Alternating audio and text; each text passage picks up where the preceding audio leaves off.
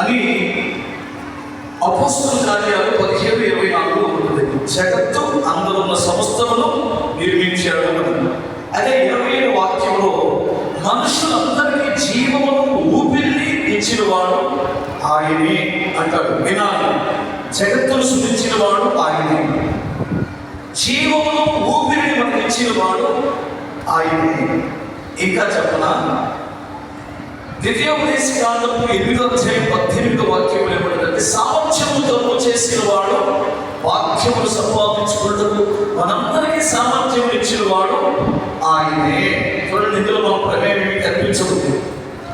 నిజంగా చెప్పాలంటే ఇంకొక మాట కూడా అద్భుతమైనటువంటి మాట ఉన్నది. ఎఫెసీయులకు రాసిన పత్రిక 2వ అధ్యాయం 5వ వాక్యంలో ఒక మాట చదువుతుంది, వినండి.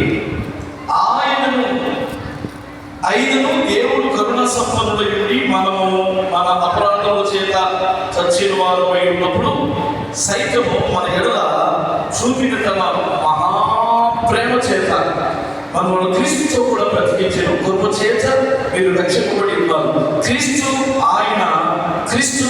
ఆయన మనకు చేసిన ఉపకారముల ద్వారా అత్యధికమైన తన కృపా మహిమైశ్వర్యమును రాబోవు యుగములో కనుపరచు నిమిత్తము క్రీస్తునందు మనలను ఆయనతో కూడా లేపి పరలోకమందు కూర్చుండబెట్టెను.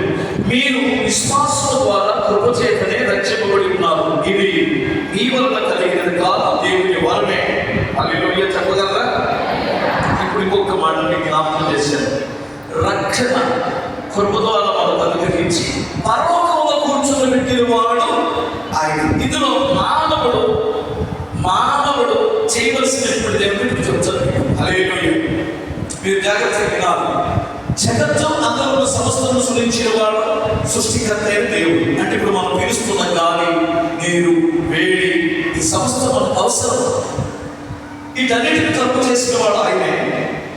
మానవ చేత అంతటికి జీవమును ఊపిరిని ఇచ్చిన వాడు ఆయనే. అంటే ఇప్పుడు మనం శ్వాస పీల్చుకుంటున్నామంటే ఆయన దైవాన్ని బ్రతుకుతున్నాం.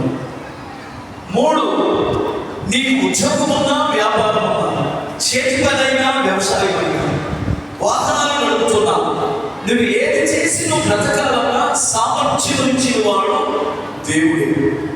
లేదంటే మీరు గమనించండి, మనకి నాకు చేతి పోయిందనుకో, ఉన్నట్టుండి పై ఇక్కడ పెట్టి ఎక్కడ ఎత్తుతున్నాం అనుకో, నీకు ఉద్యోగం ఉండదో పోయితారు. సపరేట్ అమ్మా. మైండ్ పోయిన